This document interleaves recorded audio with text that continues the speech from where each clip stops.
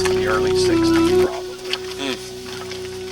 I visited the group in Secunderabad and spent an evening together. And some of them drove me up here. I met several rows at that point.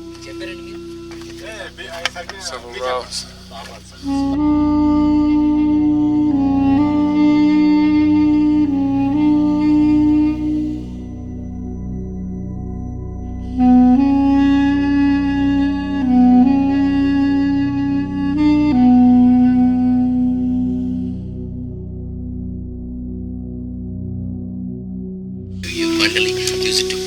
This was a natural spring that time. Yeah. So they used it to fetch water and boil it and use it for cooking and drinking purpose. Later, it's gone, natural spring gone away, and these people, they believe that these water drives away the Saitan devil. Oh, really? So they believe and they take some dips over here. So But Sir Baba did actually spend 2 nights in that tomb. 2 nights in the tomb. Okay. Later, 6 nights in the In the cave you're going to take us to. Yeah, Okay. So lead the way, McDuff. Yes, sir. Could you go over there, Pakka?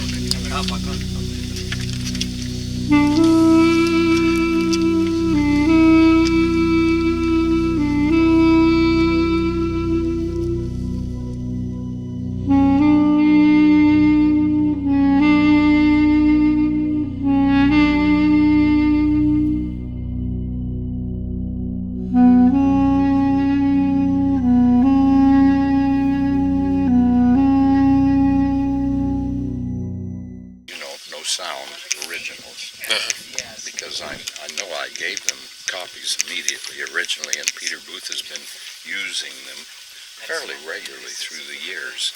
Usually when I come, he gets me to narrate one of them. I see. Now he won't have to get me to narrate anymore.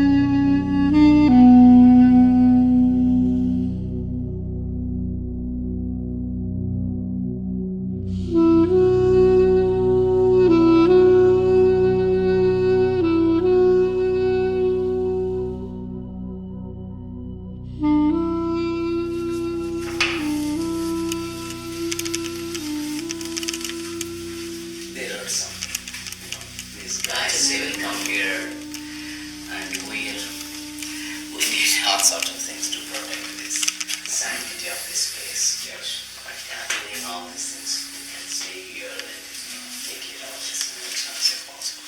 Don, can you just sit here? Don, where Baba used to sit here? Yes. Yes, this is our place. Krishna Nair later told us. Yeah. Exactly. Wonderful. Great. Yeah. What is that? Baba used to sit here.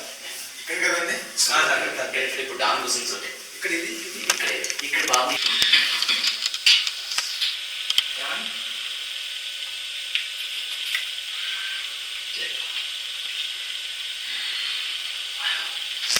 You're right.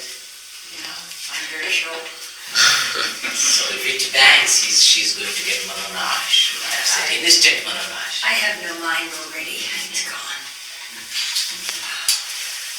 So, now are you comfortable? Just wait a come out a little bit. Yes, that's right. And how long did he spend in here? How long did he spend in here? 8 days? Yeah, this will be 8 days. Whole 8 days on the hill. Maybe one night at Sufi saints. That's a Sufi saint he is. But Fakhruddin is a Sufi saint.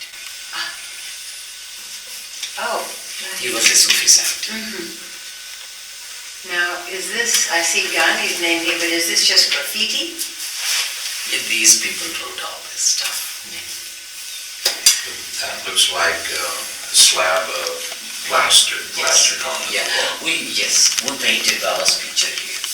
So they did something, so then we whitewashed it, and then later people will come and they will drinking and all sorts of things here, so it's okay.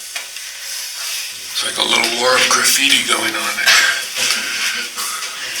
Don, can we ask you, Dinah asked me a question, so you want me to repeat it now or later? On Manonash thing, and you like Manonash? Go ahead, please. Yeah, just why don't you pose the questions? Oh, well, since I haven't read anything about the New Life, and I know Manonash is the annihilation of the mind, but why is this called the Manonash hut?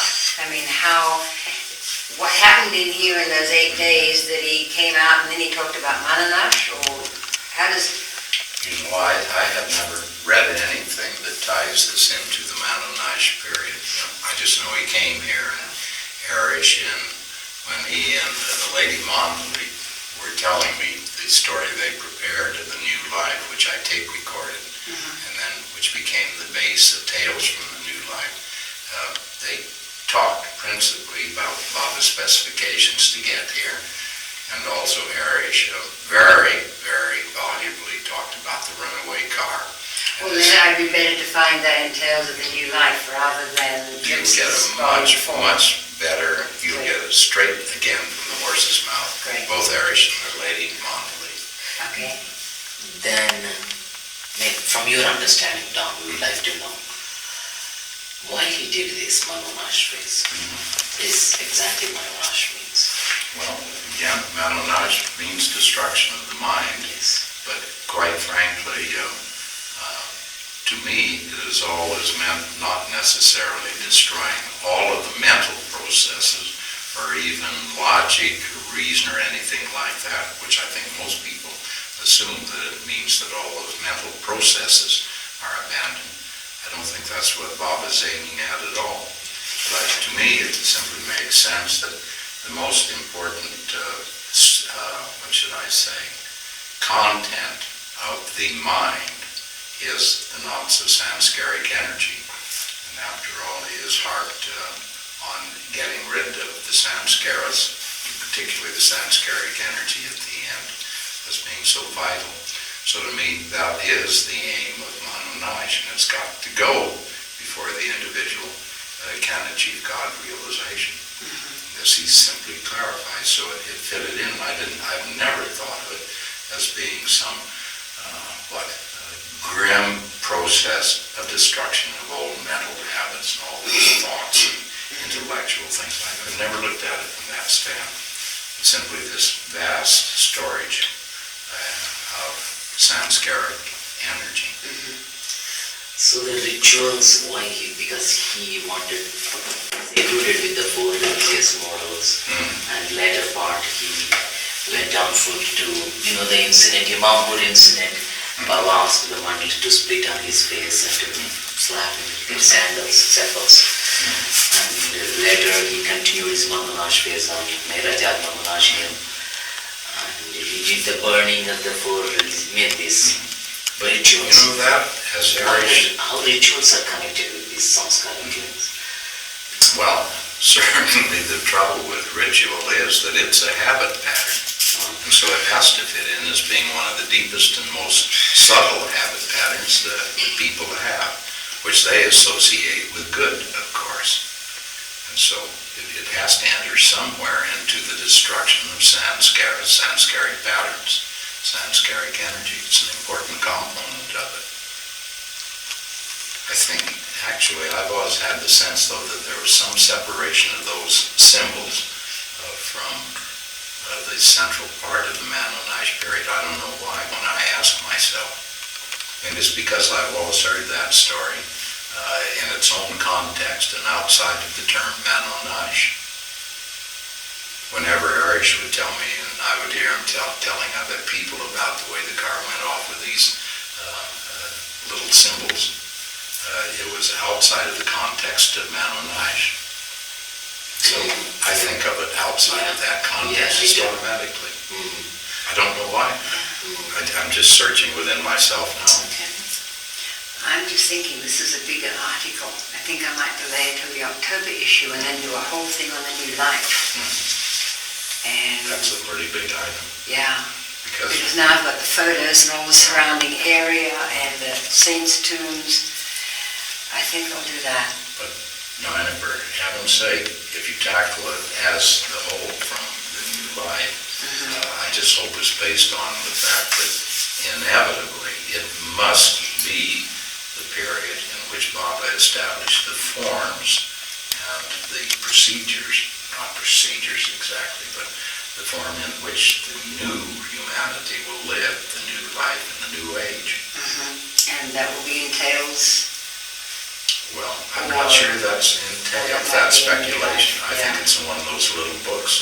Okay, where I'll I've go seen- over it with you before I do anything. Yeah, I've seen so much carryover as I've seen small groups, especially of young people, forming, and in such a different fashion from what I've been used to as a Sufi. And I just said, I think I'm living through perhaps the first generation that is feeding into the forms that Baba and the Mandali established when they lived the new life with Baba. This to me was the importance of that and why Baba put so much time in it. After all, it was the project that absorbed more time than anything else. Number two was giving God speaks, of course. Right.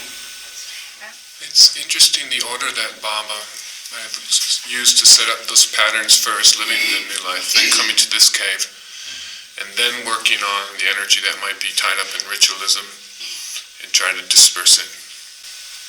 Well, I think it is all part of one pattern, but for some reason or another, I still somewhat isolate business of the rituals and the little temples and so on somewhat from the rest of the Manonash. As I say, I don't know why. It's just instinctive, Bob. Yeah. But certainly, Intuitive, perhaps. but certainly it is tied into very deep Sanskaric patterns. And that, to me, is obviously what the Manonash is all about.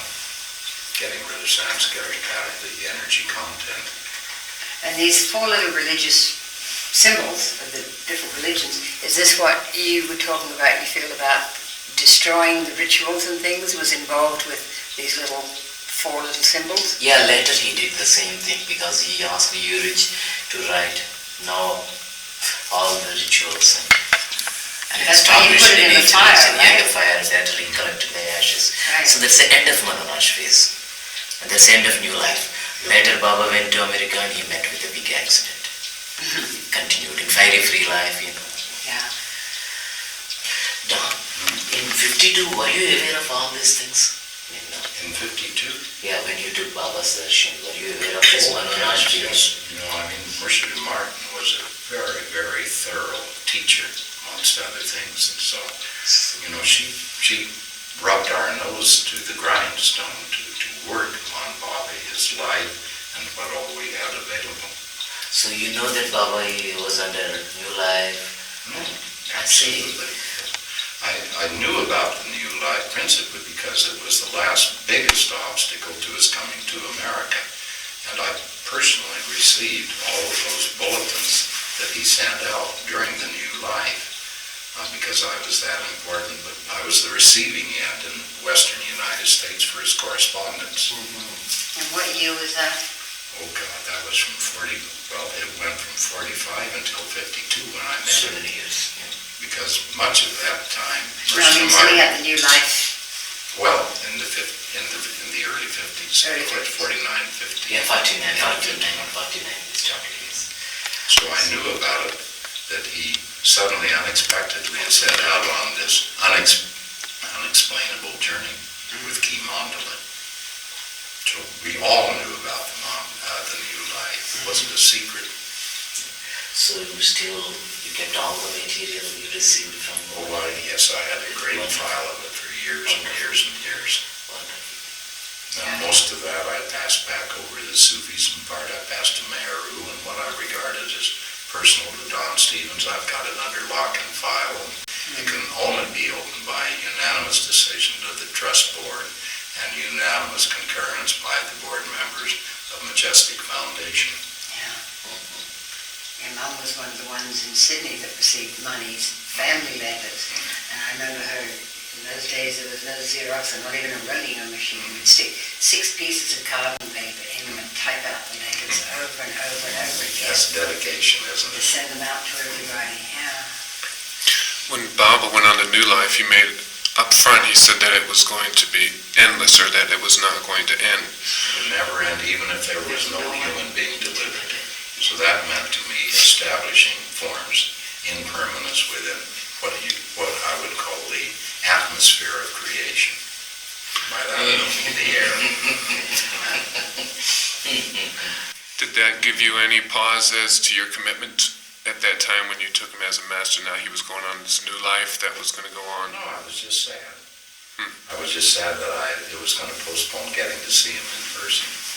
As far as I was concerned, the new life, when he went on it, I had no idea what he was about. And it wasn't until I began to see, after Erish began talking to me, because I was instinctively drawn to that period, and I'd keep pestering poor old Erish with questions about it. And so it was only when Erish began to unfold a lot of the more intimate human details of it, and then somewhere or another I associated this with a certain atmosphere that was forming in small groups of young seekers under Baba. I said, golly, this has to be feeding over from what Baba did in the new life with the Mandali, because we're feeding into familiar forms somewhere or another. You just knew what you were feeling along was right. It was almost a weird sensation. But the time then was different. Do you see it continuing now? Back in the 60s, there was a different sort of... Well, that was the discovery period for me, for young people in the new life, in what they were living with Baba within themselves. And it goes on.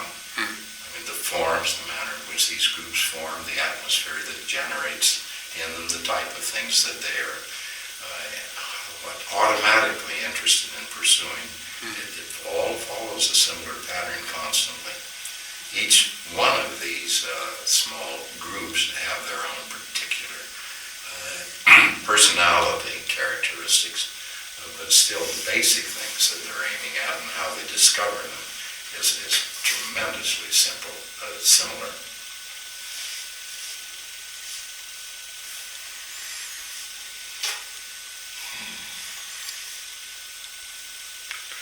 We did it. Yes. So sing Harti. You sing Harti. Sing any old thing you want. Bujare will sing. What do you say? Sounds good. बुझावे नार जललतनी ये करकुत रत्न परमातु छलाई आश भक्तों ने के बख्शे नूर ही मातु हयामुन शाद मेहर बाबा चरण पर तुझ नदरिए सर खुदाना जात दीवा के पतही पे तो मेहर Manonash means making us Matsura. Could be. I don't know. So, Good. Too much time to be a monk, too much work to do. He'd be really establishing a different pattern in the world. That would I hope I don't get involved in that part of the pattern. we're so glad we came with you today. Me too. Wow. Am I careful? No. Careful. My head. Careful.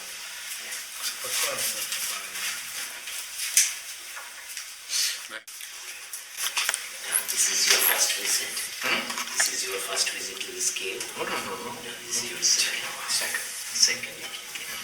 It came with Prakash Rao. Yeah, Prakash Roy.